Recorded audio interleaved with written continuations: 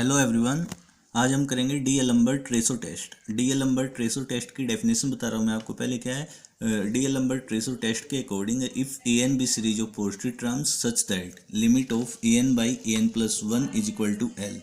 ए n हमारे पास series है पॉजिटिव टर्म्स की, such that a N by A N plus one की लिमिट है एल। तो सीरीज कन्वर्जेंट होगी, डाइवर्जेंट होगी, या जिस तरह का भी सीरीज का बिहेवियर होगा वो डिपेंड करेगा वैल्यू ऑफ एल पे। If L is greater than one then series will be convergent. If L is less than 1 then series will be divergent, and if L is equal to 1 then no conclusion can be drawn. Means अगर L की value 1 है तो series जो है convergent भी हो सकती है और डाइवर्जेंट भी हो सकती है। तो अब देखते हैं इसका प्रूफ में क्या है। Because a N by A N plus one की लिमिट क्या है L, so by definition of convergence of sequence for every epsilon greater than zero, for every epsilon greater than zero हमें एक ऐसा नेचुरल नंबर मिल जाएगा m such that for all epsilon greater than zero there exist a natural number m such that by definition of convergence of sequence we can write this A N by N plus one minus L less than, अब की absolute value होगी less than epsilon for all n greater than equal to m। जब आप इसको solve करेंगे तो हमारे पास ये रिजल्ट आ जाएगा A N by A N plus one less than L plus epsilon and greater than L minus epsilon for all n greater than equal to m।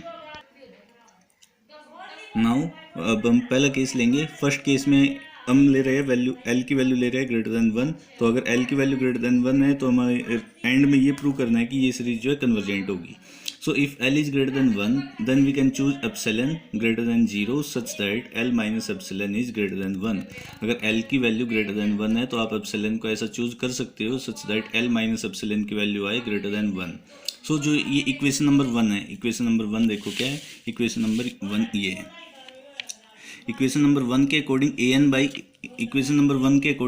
By A N plus one की value किससे greater than है, L minus epsilon से, और L minus epsilon क्या हो गया, greater than one. L minus epsilon को हम एज्यूम करेंगे r. So from equation one we can write a N by N plus one greater than L minus epsilon which is equal to r for all n greater than equal to m. Okay, and this statement is true for every n greater than equal to m।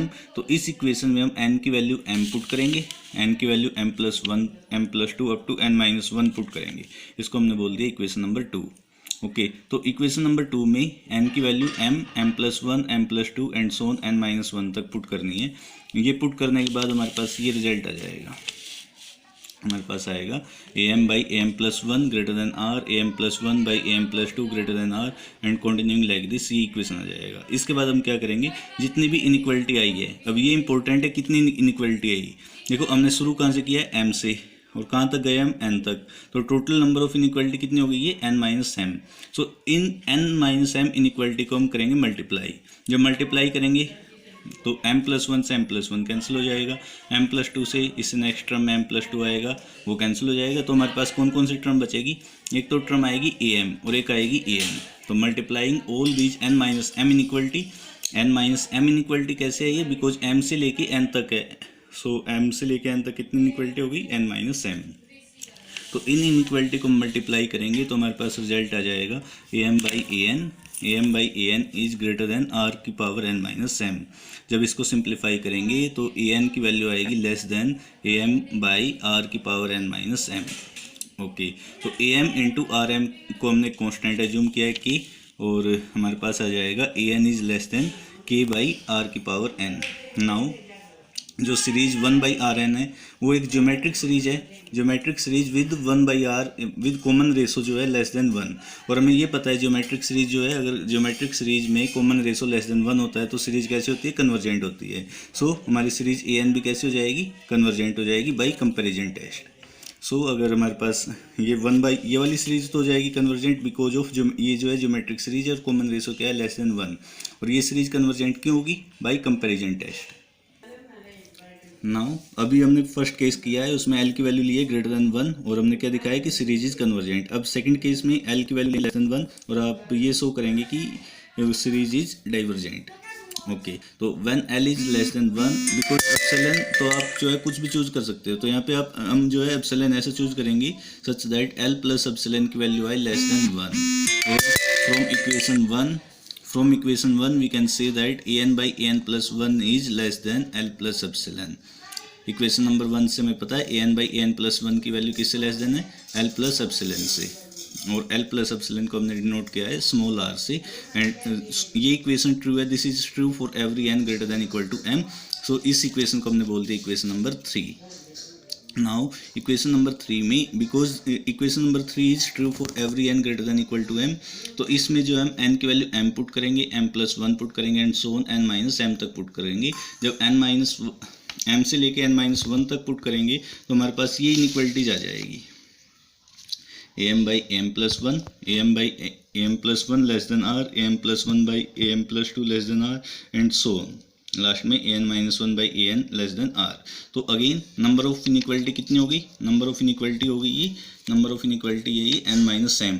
जब इन N minus M inequality को multiply करेंगे तो m plus 1 से m plus 1 cancel हो जाएगा, m plus 2 से m plus 2 cancel हो जाएगा, एक तो ए एम बचेगा और एक आएगी ए एन। और नंबर ऑफ इनइक्वलिटी कितनी है, n माइनस एम, तो राइट साइड में आएगा r की पावर n माइनस एम।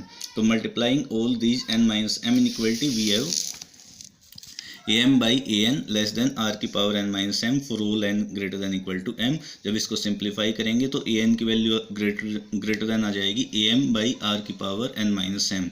यहाँ पे ए एन की वैल्यू आ जाएगी A N is greater than A M into R M divide by are N. Now because A M constant, R M constant, तो इसको हमने जो है इस कॉन्स्टेंट को बोल दिया k dash. So a N की वैल्यू आ गई greater than k dash by are n. Okay, now r is less than 1, तो 1 by r will be greater than 1। So जो ये सीरीज है वो सीरीज 1 बाई आर एन एक geometric series हो जाएगी with common ratio 1 by r is greater than 1। और हमें ये पता है कि अगर ज्योमेट्रिक सीरीज में कॉमन रेशो ग्रेटर देन 1 होता है तो वो सीरीज कैसे होती है, डाइवर्जेंट होती है। So by comparison test we can say that series A N is also divergent, तो सीरीज ए एन भी कैसे हो जाएगी, डाइवर्जेंट। तो इस केस में हमने एल की वैल्यू क्या ली है, एल इज लेस देन 1 और सीरीज कैसी होगी, डाइवर्जेंट। अब जो थर्ड केस है, थर्ड केस में हम ये प्रूव करेंगे if L is equal to 1 then series में भी कन्वर्जेंट और डाइवर्जेंट।